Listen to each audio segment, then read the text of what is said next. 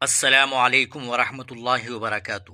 استقبال ہے آپ کا محمد افضل آفیشیل یوٹیوب چینل پر۔ ناظرین کرام، مولانا سید ارشد مدنی صدر جمعیت علماء ہند نے کرناٹک کی کانگریس حکومت سے سوال کیا ہے کہ کرناٹک میں بجرنگ دل پر پابندی اب تک کیوں نہیں لگائی گئی۔ وہ بنگلور سے متصل شرجا پور میں منعقد جلسہ عام سے خطاب کرنے کے بعد ریاستی و قومی میڈیا کے نمائندوں سے گفتگو کر رہے تھے۔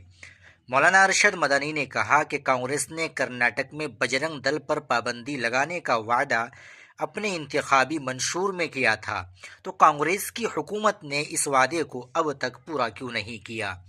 مولانا ارشد مدنی نے کرناٹک کی کانگریس حکومت کو سخت تنقید کا نشانہ بناتے ہوئے کہا کہ ریاست میں اقتدار حاصل کرنے کے بعد بھی کانگریس انتخابات کے موقع پر مسلمانوں سے کیے گئے وعدے پورے کرنے میں دلچسپی نہیں لے رہی ہے۔ مولانا ارشد مدنی نے واضح طور پر کہا کہ اگر ان وعدوں کی تکمیل نہیں کی گئی تو آنے والے انتخابات میں کانگریس کو بھگتنے کے لیے تیار رہنا پڑے گا۔ مولانا ارشد مدنی نے کہا کہ کانگریس کی وعدہ خلافی کی صورت میں مسلمان آنے والے انتخابات میں اپنا فیصلہ سنائیں گے۔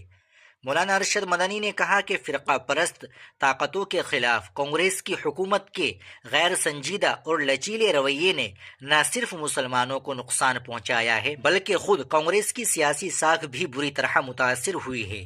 مولانا ارشد مدنی نے آسام کے چیف منسٹر ہیمنت بسوا سرما کے میاں مسلمان سے متعلق بیان پر رد عمل ظاہر کرتے ہوئے کہا کہ ہیمنت بسوا سرما ایک خاص ذہنیت کے حامل ہے جو ان کی زبان اور بیانات سے عیاں ہے۔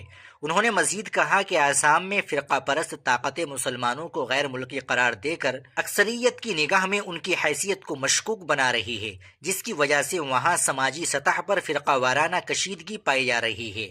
مولانا ارشد مدنی نے ملک میں بڑھتی ہوئی فرقہ پرستی پر گہری تشویش کا اظہار کرتے ہوئے کہا کہ فرقہ پرستی کی جڑیں اب ملک میں بہت گہری ہو چکی ہے۔ ناظرین کرام، آپ مولانا کے اس بیان کے تعلق سے کیا کہیں گے؟ کمنٹ باکس میں ضرور بتائیے گا۔ ویڈیو کو لائک اور شیئر بھی ضرور کر دیجیے گا۔ آپ چینل پر نئے ہو تو چینل کو ضرور سبسکرائب کر لیجیے گا۔ ملتے ہیں انشاءاللہ اگلی ویڈیو کے ساتھ۔ السلام علیکم ورحمۃ اللہ وبرکاتہ۔